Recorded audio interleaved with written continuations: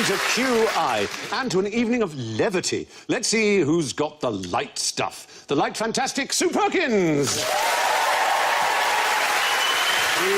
light-footed Josh Widdicombe. The lightly armed Frank Skinner. And the lights on but nobody's home, Alan Davis. So, light up your lamps, and a Latin L, which is, of course, 50 in Roman numerals, if you can tell me what they have in common, all these little buzzer noises. Sue goes. Josh goes. Frank goes. And Alan goes. Any thoughts? They're all noises made by Jeremy Clarkson during the intimate act. Yeah. He's kept you two apart whenever we've done a show, for good reasons. Yeah. So you've got an owl. He howls like an owl. You squeal like a pig. It definitely ends. That's the final bit for the founder. It's hard not to say That's that when you Richard Hammond pops out. Yeah. That's the final rip of Stonewashed Denim, isn't it, that noise? Would it help if I said it was L for law? Law with a W, not an O-R-E. No. Jewish law, which is known as for eating. For kosher. Kosher. Yeah. And I said levity was our theme. Leviticus. Leviticus. Oh. Shellfish and... Well, we didn't hear any shellfish. No, we didn't. No. Unless... We heard an owl, yeah. a beard being shaved, the rending of cloth, and a pig. So they're all things prohibited. Anything to do with a pig is forbidden. Yeah. Brian Blessed, Brian Blessed is not kosher. So that's what they have in common. All your buzzers are forbidden by Jewish law.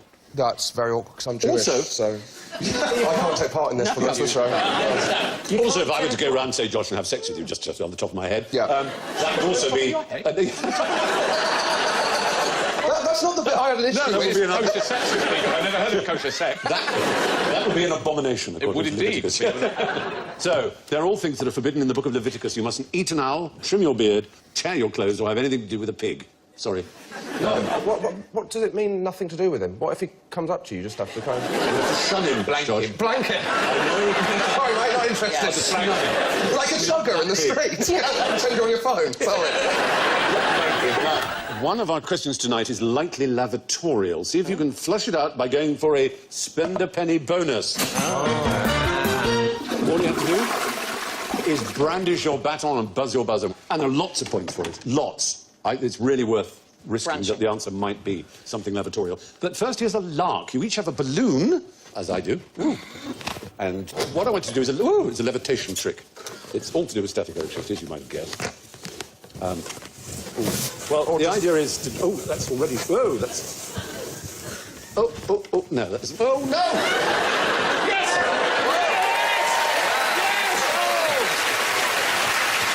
Alan got it.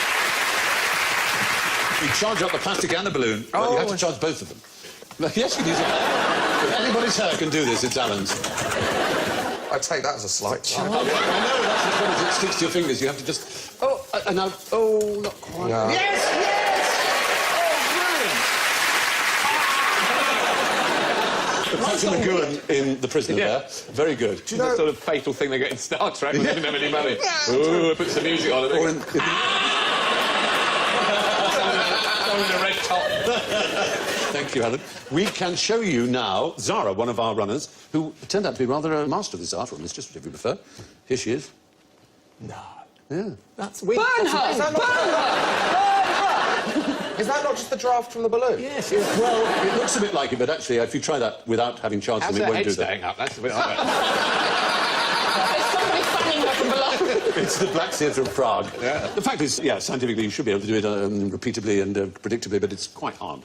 But I promise you this, I will show you, before this evening is over, a levitation effect that will blow your socks off. Not literally, but will really impress you. That's going to come. Meanwhile, what's the funny thing about lightning?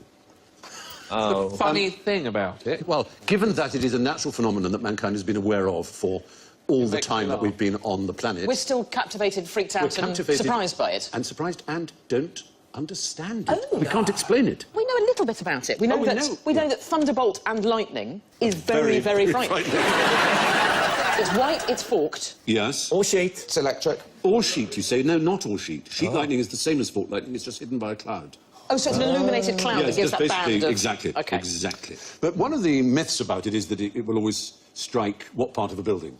Highest. The highest part. And that's not true. We've got a photograph to show you how untrue that is, of it hitting Grant's tomb there. There's a little branch of it hitting the top, but the huge part of the fork there is hitting 2/3 of the way up. Half of lightning goes up from the ground, and about 300 feet up. They meet each other. I know it's weird. Yes. So lightning goes upwards? Oh, yes, absolutely. Wrong. No. 90% of strikes on the Empire State Building, for example, are ascending strikes rather than descending strikes. I know it seems astonishing, but photography allows us to see this phenomenon of it coming up from the ground and meeting with sky forks. My dad... Sky Weird. My dad used to... Whenever there was lightning, we had to open the knife drawer and put a tea towel over the knives and forks to avoid it coming through the window and striking, and turn the TV off. It's the only time the TV was ever turned off. It's quite a big... Is that not doing it? You'd open the drawer to cover it with the tea... No, there's something about the tea... Individually You know, tea towels have got that... Did you not... earthing quality.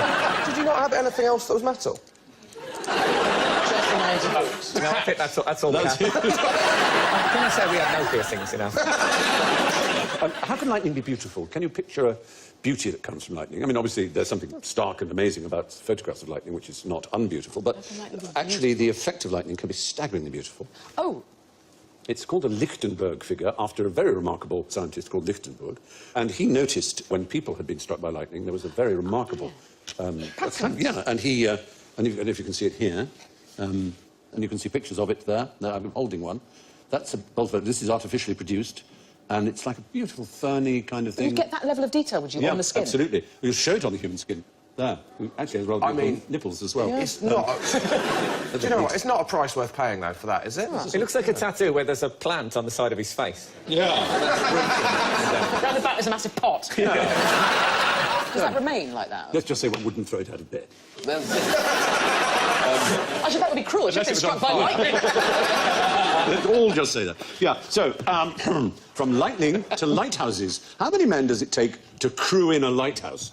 Crew in. Work it? Yes, crew it. Oh, yeah, go on. It's 0 these days. You're right, these days it is 0, but we're talking about the past. How many used it to be before they were automatic? 1. Well, no. 2. The fact is, it always used to be 2 in the early days of the lighthouses, until something rather unfortunate happened off the coast of Pembrokeshire, where Thomas Howell and Thomas Griffith, whom you would never guess were actually Welsh, and they were a two-man team in 1801, and they were known to quarrel. And unfortunately, Griffith fell ill and died. And Howell was rather worried because he thought people might imagine he killed him, so he wanted to preserve the body, so he made a sort of wooden coffin and lashed it to the outside of the lighthouse. And unfortunately, a storm arose and smashed this coffin, and so the hand of Griffith started waving as if beckoning Howell. And Ship started thinking, oh, that person's calling us over there.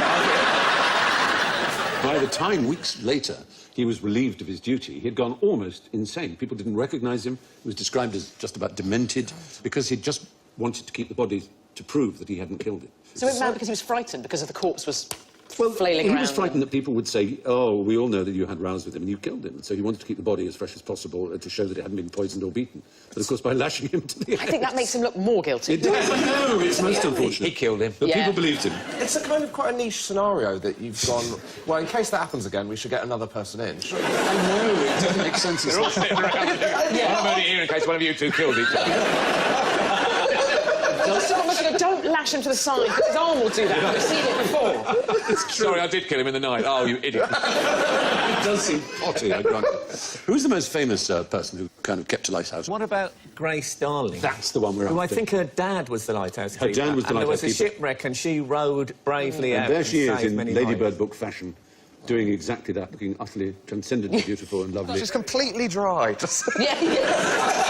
Yeah, just thinking, God, his arm! Like that. Yeah. It was in 1838. It was a stormy night off the coast of... Which part of Britain did she come from, do you remember? Scotland? A little bit further down. Was it, I thought it was your end, wasn't it, Cornwall? No, it wasn't Cornwall. It was Northumberland, or the Northumbrian coast. She was awarded the Gold Medal of the Royal Humane Society, and she was sent £50 by Queen Victoria, and poems were written about her by William Wordsworth, Algernon Swinburne, and even more excitingly, William McGonagall. Which is fantastic. And she had crowds of tourists flocking to see her. She was the celebrity of her age. They rescued 9 survivors from a shipwreck off the Northumbrian coast, which was what made her a hero, or heroine. Well, there you are. They had 3 men in every lighthouse in case one of them died and gave the other the willies. What's the most famous lighthouse? It's legal now, it's fine, it's legal. What is the most famous lighthouse in the world? I don't know. The one on the Needles is quite famous. Needles is quite famous, yeah. I mean, there was one that was one of the 7 wonders of the world. Oh, which is in Spain, is it not? Or it's like Hercules' Tower or something. There's something Hercules. Pharos. It's the Alexandrian lighthouse. I know. I love the way you looked at me so I got that right, whilst telling me that every aspect... I love that. It made me feel good about You were myself. wrestling the puppy knowledge. Yeah. Actually, all those lighthouses, the Edison, the Kenilworth, might be known by quite a section of the population, but this one, everyone knows the name of this one. What they probably don't know is that it was originally a lighthouse. Empire State Building. Not the Empire State Building. Statue of Liberty. Yes, the Statue of Liberty, well done. Absolutely right. There it is. It was visible from 24 miles out to sea. It was a gift to America from France. From the French, yes. And originally, what colour was it? Orange. Was It's not red and white like that. Well, it was always intended to go green because it's That's the copper gayest It's lighthouse copper I've ever seen. You're absolutely right, Alan. It has a thin sheet of copper leaf, as it were, over it. Good. Originally, it shone copperly, but like all copper does. Oxidises. Yeah, and so you verdigris. get copper carbonate, and verdigris is the name for it, exactly. You see those domes and things of that green colour that is Lady Liberty. And there's her torch. And in 1986 was the centenary, and they decided to give her a bit of a makeover. And actually, the one bit that didn't need the makeover was the copper skin, except in the torch. And it needed a special technique called repoussé or repoussage, and no American craftsman could be found who could do it. So a French team came over. And Americans, we think of them as very, capitalist, as America is a capitalist country, obviously. But it's also very, it's also very unionised. And the American labourers were totally antagonistic. Teamsters? They gave the French, they were like Teamsters. They gave the French workers complete cold shoulder. The French workers wore uniforms and every lunchtime set up a long table with a tablecloth and had wine. The Americans sat alone eating burgers and other things and letting their stomachs push out further and further. And the French used this wonderful technique of little hammers. Marteau, And someone from the French team said, we did everything by hand. The Americans couldn't believe that the best way to rivet is with hammers. It's cheaper, faster, and better. But they were always trying to find some machine. And that is absolutely... You go ice fishing with Americans, they have these, extraordinary motor augers that like in drill a Fargo. hole. Yeah, like in Fargo, exactly. In, the Titanic Museum in Belfast, which is quite good. They... They'll be using that all of their Quite good. You better do a bit better there at Belfast now. Yeah, not good enough, really, for Alan. That's one of his best ones. You can go around and they've got the kind of reconstruction of the building of it, and that's the best bit. Yeah. And lots of the rivets were done by hand. Yes, they were. And you've got hundreds of riveters, and they would do an incredible number of rivets in an hour. Yeah. And in awful conditions, very cramped, hot. But yes, and so It's really quite absorbing. Riveting, I bought a journal. I was at the airport in Belfast and I bought the Journal of the Titanic Society, a sort of a photocopy, but quite a fat thing. And I read it. It's about, I suppose, 100 pages, and lots of stuff about the captain and the way it was put together. Not one reference in the entire book to the fact that it sank. I love it when people are positive. With the Titanic Society, their ship is always half empty of water. There's a wonderful Thomas Hardy poem called The Convergence of the Twain, and it takes the point of view of the iceberg and the Titanic, and the two converge. And what's rather wonderful is that each verse is the shape of the Titanic. It has sort of 2 or 3 words at the top, then a long line, and then a shorter line, then a shorter line. So it looks, each verse is boat-shaped. He should have done it, so it wasn't just that, but it animated. Yeah, I know. The iceberg coming out to Was it Bill Tidy who did the most fantastic cartoon of all time? And it was a queue of people. Oh, I love this And one. it said yeah. information about Titanic, and people are queuing up to find out about survivors, women in shawls. And at the back, there's 2 polar bears standing, calling, any news about the iceberg?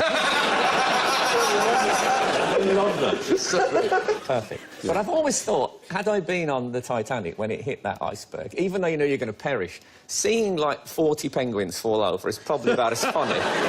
The possibility of seeing penguins in the North Pole or the northern reaches of the planet is pretty remote. Right? They come from Antarctica. There are penguins in the Damn that global warming! It's floating all over the place. A Fox's glacier mint, probably. What did happen to the iceberg? Oh, God, It moved on with its life. Did it? Yeah, I think it didn't face any punishment? I think it was bought Now, it would be followed around by the press. Raking over his life, you know. Who is this bastard iceberg? There's always been a bastard, he's foreign. I think it was... Other foreign icebergs we hate, who've ruined our good stuff. Nigel Farage, exactly. Following a bombing. Yeah. Oh, you don't want an iceberg moving in next door to you, do you?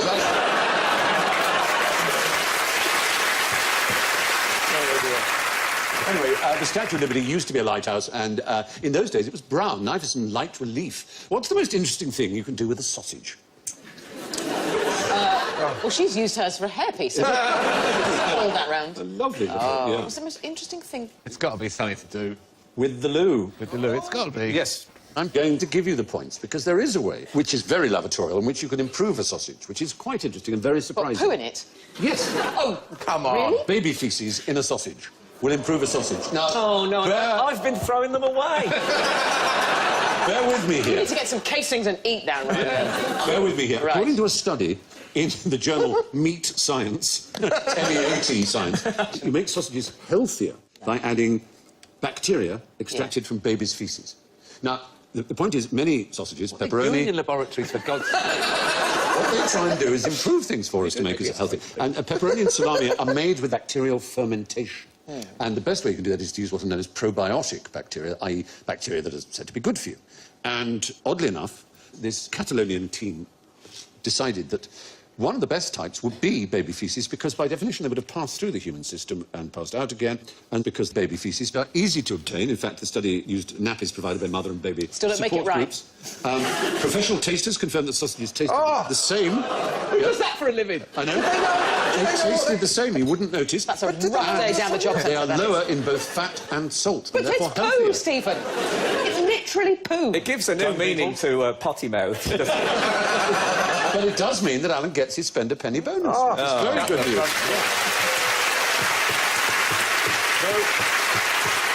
In fact, that was a supplementary question, because the original question involved the use of sausages in history. Sausages such that a country, where we showed you a photograph that shows a country that is really fond of sausages. Germany. Yes. It's so useful with the sausages for Germany at a particular time in history that people were banned from eating them, and they were banned in Poland, in Austria, in northern France. Well, they're using them as part of the war effort. Yes, World War I. The Germans had a very impressive weapon which terrorised London. The Bratwurst lasso. Which is a human head off at 100 The pieces. Zeppelin is exactly right. The Graf Zeppelin, the Count Zeppelin invented this. Are you saying that's one enormous sausage? They flew and they dropped baby excrement over London. What made it lighter than air? Helium. Not helium, no. Hydrogen. That's why they were so dangerous and so combustible, because hydrogen is very combustible. And they would go over London, and the chappie at the bottom there in the little gondola would, You make would it drop a sound really bomb. lovely. The little chappie would go over London. But the thing is, the hydrogen would easily leak from the patches, and they found that sausage skins would go over the joins, and they would latch onto each other, a bit like Velcro. They would stick to each other, and they'd seal the whole thing, so the hydrogen wouldn't leak. Well, now... Got more bad news for pigs. It was cattle rather than pigs. It was beef sausages. So they would just fly like an apocalyptic cow balloon over the top of London and just drop. Bullets would go through, and there wouldn't be enough to bring it down. And it took 2 years for the British to learn how to use incendiary bullets to cause the hydrogen to blow up. Were they ever struck by lightning? Yes. 3 Zeppelins were downed by lightning. Yeah, how about that? That's brilliant. It shows also, that God was on our side. 250,000 cows they used per Zeppelin. That's pretty impressive. So 250,000 cows were just the making of a Zeppelin. Which is why they had to stop the Germans, the Austrians, the Poles, and those in northern France at the time from getting their sausage. What a shame they didn't do a big cow's face on the front of it. No, They just don't have those artistic flourishes, No. the Germans, do they? Everything's very functional. That was my problem with the Nazis. We spoke earlier about lightning and the Empire Strikes Back.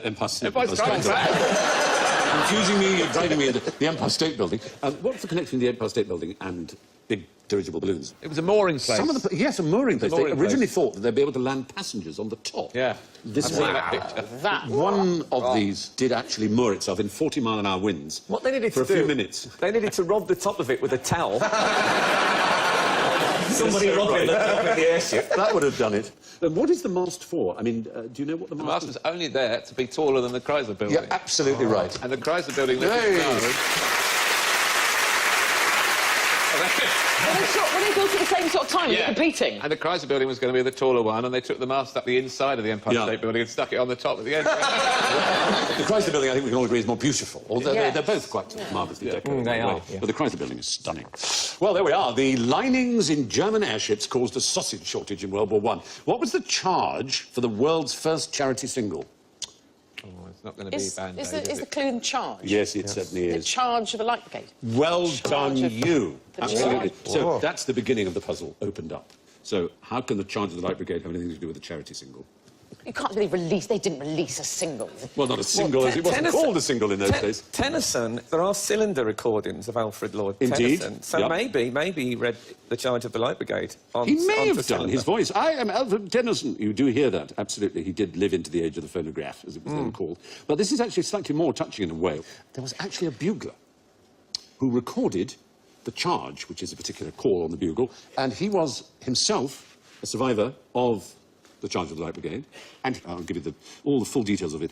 He plays the charge that he blew on the day, on a bugle, was used at Balaclava, which had also previously been used at Waterloo. It's a heck of a historic That's a bugle. pedigree, yeah. It was recorded as a charity single to raise money for veterans of the charge who had fallen on hard times. And we the can play last it. thing they want to hear, though, isn't it? Oh. Well, they didn't listen to it. Oh, my God! And we can hear it now.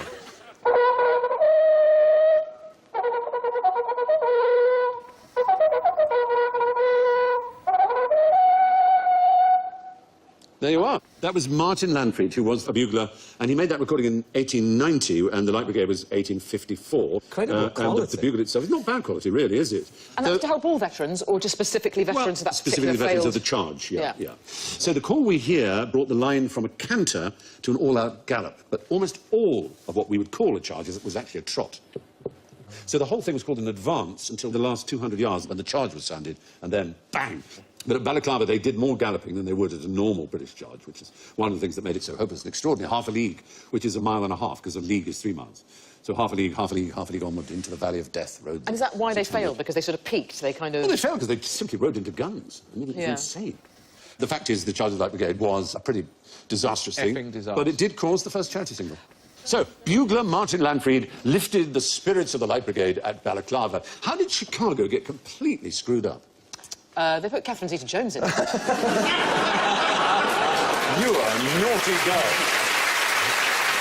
I love that film. No, I'm joking. Actually, she was really good. Brilliant, that film. It was a cheap I liked shot. it, the sort of Bob Fosse style choreography. They've ordered it up with screws. Is Well, it a literally sort of. screwed up thing? It was literally Is screwed it up. to do Because with it's a windy prohibition? city. It's always Not because it's prohibition. windy, no. Or Barack Obama. It's always prohibition or Barack Obama. No, it was before either. Valentine's Day Massacre. It's was always it- prohibition or Barack Obama. Before any of those things. So before all that, so it's what, Victorian? Literally the founding of Chicago. It was a huge stop-off on Lake...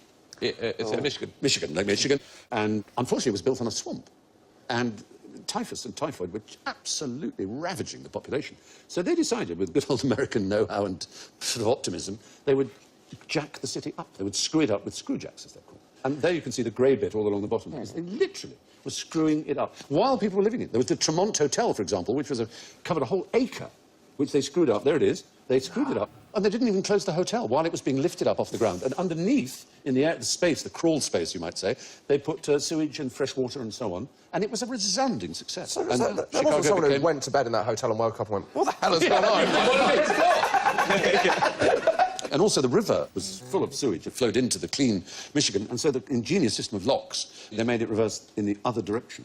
And once a year, they dye the river, which goes beautifully like a Venetian canal. They dye it green. Why would they do that? Paddy's Day. Indeed, because there are lots of Irish in, they have the bagpipes and so on.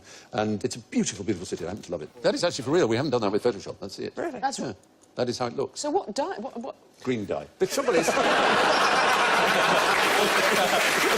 sorry, I can't get better than that. I wish I could help. It's something named Viridian or something. the Emerald. towns and cities further down the river get St Patrick's Day on the wrong...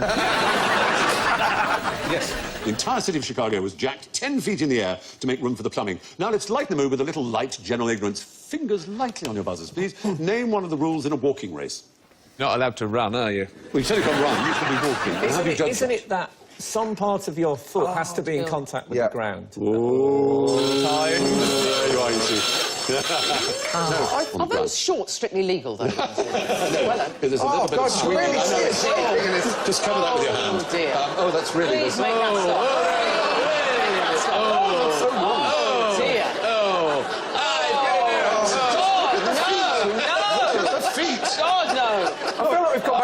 sausage Nearly round. gone, it's gone, it's gone. Look at the feet, don't look at the That isn't a tip to one of the rules we should know, is it? No pants. Yeah. swinging basket. Keep the junk in the trunk. No, the fact is, I will read you the rule if you want to know it. It's from the International Association of Athletics Federations. Rule book says race walking, as it's called, is a progression of steps so taken that the walker makes contact with the ground so that no visible to the human eye loss of contact occurs. All Olympic walkers, when you slow them down on TV, have moments, a few milliseconds sometimes, when both feet are off the ground, but it's not visible to the human eye. But of course, nowadays you can freeze frame just about anything incredibly accurately. So Olympic Games broadcasters and Olympic judges get absolutely bombarded with calls from people who are furious because they've seen both feet off the ground and they're convinced that must be against the rules, but actually it isn't. How do you get into it? I know, because it looks so silly. The bottom swinging. Yeah. I know people that are fast walkers, but you never go, No. But you should go that. for this. No, I know. It's that, actually, with that the the whole bit? elbows that Yeah. I find. It's very hard to talk about it without finding it. It's like when you talk about a spiral staircase and you do that. I'm feeling my bum going now. Have you seen Actually that? picked several stitches out of this hot. Have you seen that video of the two women finishing, trying to finish the walking race? I'm not sure if it's the Olympics, and they end up crawling. It is absolutely. They're so exhausted. They're so exhausted. Both their legs have gone. Never seen legs go like jelly. My legs went to jelly. I did this thing with Bear Grylls where I had to do this rappel down a sheer face. I was never been so terrified in my entire life. I got that. Sorry, you rappelled down Bear Grylls' face? Yeah, kind of. He chose the face. and then your legs went to jelly. The really frightening thing was that he took me to the edge, and then there was 45 minutes. Sorry, Bear Grylls took And then what, there was a tantalising 45 minutes. I mean, that's a wait. That is a wait. That's high tensile, that so is. sorry. Yeah, just to be on the I don't know what cusp of comes out. 45 minutes. There was 45 minutes of crew talking about safety things and about the stand people hiding themselves in nooks and crannies so that a helicopter shot could go round. Top drawer porn. But You don't get many aerial shots, do you? You've got to get that on red so tube. once I got down this sheer face, I found my legs had exactly what you're saying. Completely They just gave way. I couldn't stand, so I had to arse luge all my way down. And it ripped the entire outer layer of trousering. Did it sound like this? Yes. Anyway, That's why dogs don't wear trousers. it was terrible. Anyway, race walking is often seen as a comical event, and someone once described it as like having a competition to see who can whisper the loudest. Now, here's the crew of the International Space Station. Why are they weightless? Oh, Yes. because they're in zero gravity. Oh, dear. A common misapprehension. Yeah. No, that's not it at all. There's a huge amount of gravity. They're very close to the Earth. The moon is... Oh, so they weren't in flight at that No, point? they weren't. They were orbiting the Earth. But they're in free fall, a bit like skydivers. And unfortunately, unlike skydivers, they're also travelling sideways at the same time. If they weren't, they would crash into the Earth. So there's certainly not zero gravity, there's a lot of gravity. The space station and the astronauts in free fall inside it is plummeting towards the Earth, but because of its curvature, the ground is falling away from them at the same speed as they're falling towards it. To put it another way, the space station is constantly falling, but its tremendous horizontal speed means that it always falls over the horizon. They love karaoke, don't they? They love It's not that there's no gravity acting on them. There's a huge amount of gravity acting on the spacecraft, or it would just be lost in space. So you didn't do so well on that, so maybe you'll do better on this. Why does spacecraft get hot on re-entry? Why do they get friction? Oh, yeah, you're welcome. For that. Yeah, It's not well, friction, you came as to the right people- place and he wanted idiots. No, you're not idiotic. Most of us would have said friction. Right. It's not friction, actually. It's what's called a bow shock. It's the pressure on the air in front of it, like a bow wave of a ship. And the faster you go, the hotter it becomes because of this enormous pressure on the air. And there are other examples of that sort of effect, like a sonic boom, for example, which, when you're going faster, which is also a sort of bow shock. Everything I know about space is entirely taken from Sandra Bullock's performance in Gravity. No, you couldn't do better. Everything I know about space comes from reading the right stuff. And I know that if you get it wrong when you re-enter, you can skip off Oh, the atmosphere. absolutely. And No, then you'll, like a and then stone. you'll just never... Yeah, then Yeah. you'll just never Then come you back. just keep going. Yeah. Yeah. Well, the fact is spacecraft heat up on re-entry because of the bow shock, not the friction. What do beavers eat? Good beaver shot? Wood. Is the right answer. We were hoping you might say fish. They are, in fact, completely vegan. They just eat wood and plants and algae, seaweed, things like that. Are they, is Absolute nightmare at a dinner pie. So they're down the river just for breeding purposes? They're down the river for breeding, exactly, for creating a lodge. And I've seen one. I've stood on one. You stood on one? yeah, you because can. it's- They're really solid. You can walk. Yeah. Did you deliberately stand on it? Yeah, well, You can. Is it You're like, invited to. like It's just surfing? It's like a they tourist don't thing. mind. They don't seem to mind. You know, you can get from the bank onto it, and it's this great like a bridge, construction of yeah. logs and branches and... Oh, I thought you stood on a beaver. You didn't stand on a beaver. I thought you were beaver surfing. You're not on the internet, after all. Beaver surfing is better than quite beaver. different. I'll tell you a very interesting beaver fact, though. If you take a beaver out of its natural environment, which is by a river, and put it in the middle of a forest, far from a river, and turn on a tape recorder, which has the sound of a gurgling river, it will build a dam. It doesn't need to see or feel the water. And unfortunately, in Scotland and places like that, where there have been attempts to try and reintroduce the beaver, people wrongly think they eat fish and that they'll threaten the salmon or the trout or whatever. But of course they don't, because they don't eat fish. They just destroy forests. Well, they have a nibble anyway. And finally, who fancies a quantum-locking levitation lark? And to help me tonight, we have Professor Andrew Boothroyd of the Physics Department of Oxford University. Hello, Andrew! So, here we go. This is going to go over my head, so I'm going to duck. Ta-da! There it is. Exciting tray, and what looks like a bit of sort of scale electric. And let's just line it up there. Now, we've got a little bucket here. What's in this bucket, Andrew? That's a bucket of liquid nitrogen. Liquid nitrogen, which, as you know, is extremely cold. And I'm going to dip a rose into it just to show how cold it is. I better put these gloves on first. Right. Health and safety. Eston Blumenthal. And these, all safety, safety, safety, safety. As long as you're safe, that's the main... Yeah, right. Here we go. So I'm going to dip a rose into this. You might have had this... Ooh, bubbles away. It's really cold now. And it might even shatter. Look at that, like glass. Shall I not touch the bit that's landed on me? So it's burning into your skin. It shatters like glass. I've got a little wart on my finger. Is this a chance to burn it off? You might get a little And fire. the rest of your hand. It'd be a great way of dumping someone on Valentine's Day. So, what have we got here, Andrew? We got here a piece of ordinary-looking black ceramic, which, Yeah. when we cool it down to very low temperatures, acquires a very extraordinary property. OK. So if you just like to cool it down with liquid nitrogen. I shall baste it with liquid nitrogen. There we are. And we have a second one over here. All right. Do that one too. We'll cool that as well. This is like the beginning of every pop video in the 80s. Tell me what's particular about this. It loses all its resistance, its electrical resistance, and becomes what's known as a superconductor. Ah, yes. That's one thing. Yeah. And the other thing is that it acquires the property that it can bend magnetic field lines in such a way that it will always try to resist any motion, even if that means hovering above the ground. All right. So let's just pick it up and pop it. Whoops. There it goes. Oh, cool. Yeah, it's pretty good, isn't it? And you can- Literally. that makes no effect, and you can just give it a tip. Oh, that's very Yeah. strange. There we are. And as it warms up, it'll slowly sink. Oh, wow. There you go. Is this what you do most days at the Oxford University? Almost every day. Not So- a bad old job. This one here is very exciting. And now it's nice and slidey. Oh, wow. But look at this. And what's happening there? What's making it... It's the magnetic field, isn't it? It's interrupted by this superconductivity. It's not like a normal magnet, because a normal magnet would repel when it's up that way, and then it would just fall off. Yeah. So this is both repelling and attracting at the same time. I'll give it one more little go, and then we can try it on the track. I thought you were saying that we can try it on Alan. Upside down in a bucket of nitrogen. There we go. Pop it there. Oh, wow. Fantastic. Round it goes. That's cool. That's amazing. Isn't it good? It looks like... it's got a Can little someone pass tray. the It's like a sellotape? steam And it's got a steam train. It can go the other way. We could put the wrong type of leaf on the track. And is this going to get us to Mars? That's the main Well, question. what do you think, Andrew? Are there any practical applications we can think of? Well, you could use it as a piece of transport like that, but it's quite expensive because of the cost of cooling the nitrogen. Oh, right, so it's not efficient. But if we could find a superconductor that worked at room temperature, then it would be viable. Right. Are you working on that? We are, yes, indeed, yes, I am. I trust you. I know they're not. They're just playing with this all the time. That's what I'm... No, isn't it gorgeous? So you'd think it would almost be like a maglev train, you know, one of That's those... what it would be like.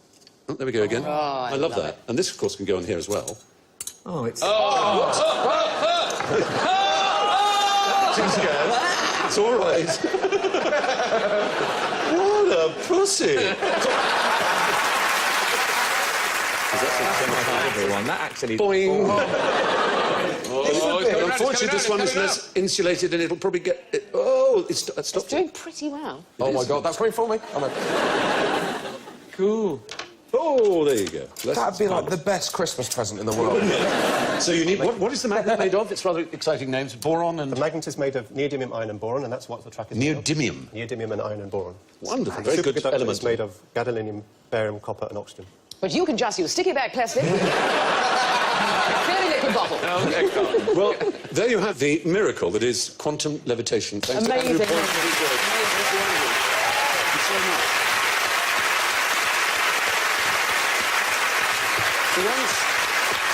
For once I can say, what could be cooler than that? That's all the levity we've got time for, so let's have a look at the scores. It's very exciting. I'm afraid bringing up the rear with -14 is Sue Perkins. With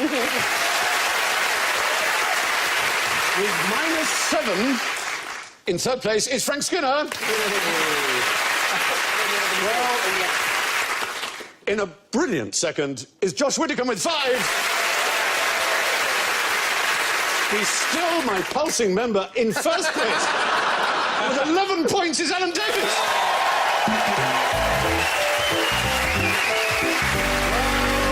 Thanks for watching, and good night from Sue, Frank, Josh, Alan and me. We leave you to ponder upon the last words of the French satirist François Rabelais in 1553. These were his dying words. I have nothing, I owe much, the rest I leave to the poor. Good night.